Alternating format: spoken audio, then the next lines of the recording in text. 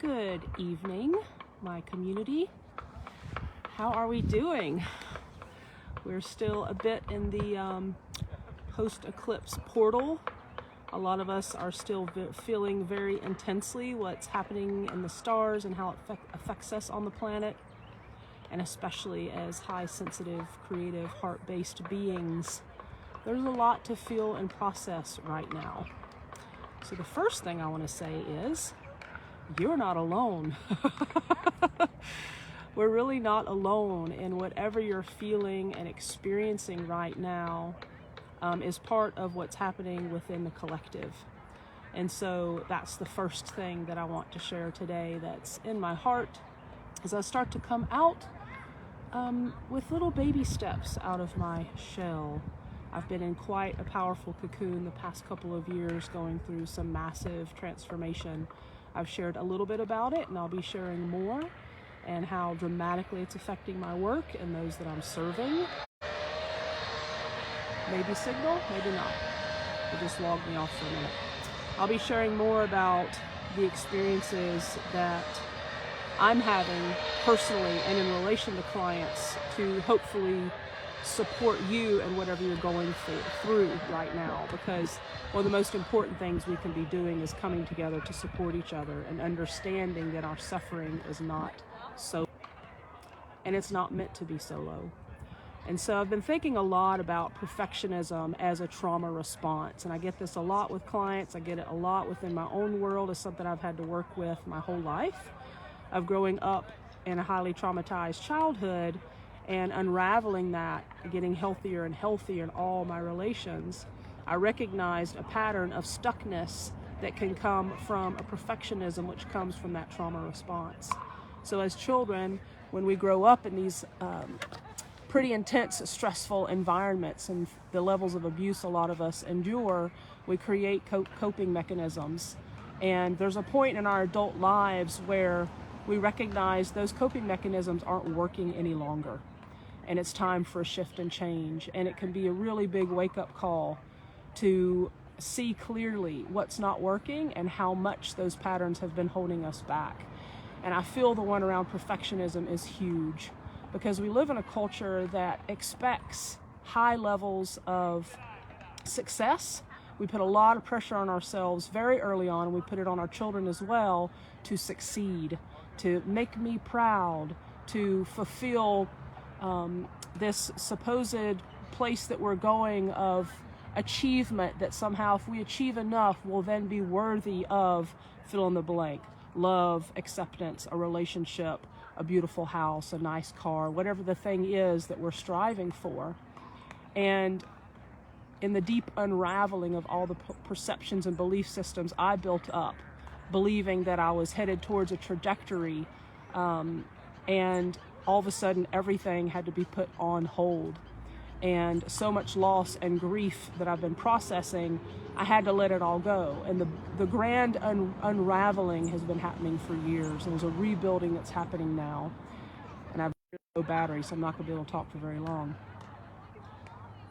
And for those of us in the middle of our lives, as they say, when we're in our mid to late 40s to early to mid 50s, especially as women, we're experiencing perimenopause to menopause symptoms.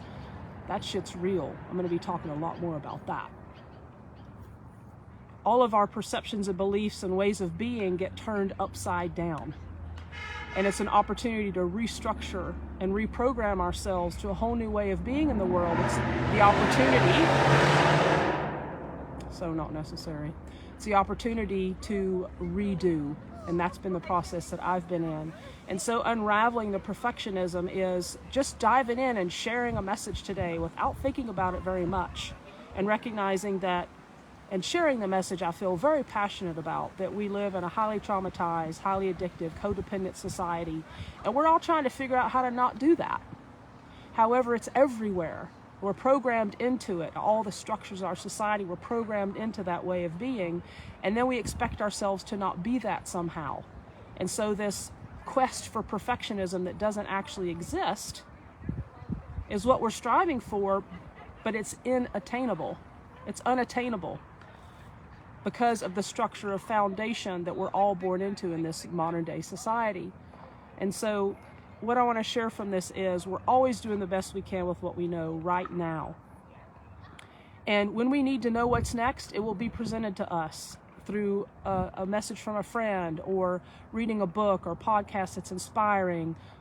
Then you'll receive that next level of information that you need to move forward into the next thing. So if you have this deep trust within yourself that you're always going to be guided no matter what, which is a cultivating within your daily practice of inner knowing that if you're always guided no matter what, and the universe is here to support you and you're unfolding, you allow magic and miracles to play a part in your life, and stop striving for this perception of a perfectionism that does not exist. And the more we get to recognize those patterns within ourselves, the more we can have compassion and love for ourselves to do it a different way.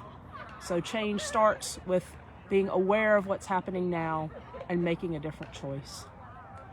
So here in the park, a beautiful Montford Park, I'm going to show you before my battery dies, on the beautiful pink budding trees, that spring is a really great example of life happening very quickly. And if we are not present, we will miss it. So every week there's something blossoming in the neighborhood and a tree is bursting forth in color, and then the flowers are released and it turns green. So here's an example, this gorgeous bright pink buds on this tree, and the wind was going earlier and they were dancing all around, covering the ground. And so a rain will come and these will wash away and they'll become part of the soil, and then the trees will be completely green. And it can happen very quickly. So are you awake in your life? Are you seeing what's happening around you? Are you awake for the magic? Because if you aren't, you'll miss it. Okay, beloveds, that's good for now. More to come. Many blessings to you. Keep trusting, keep breathing.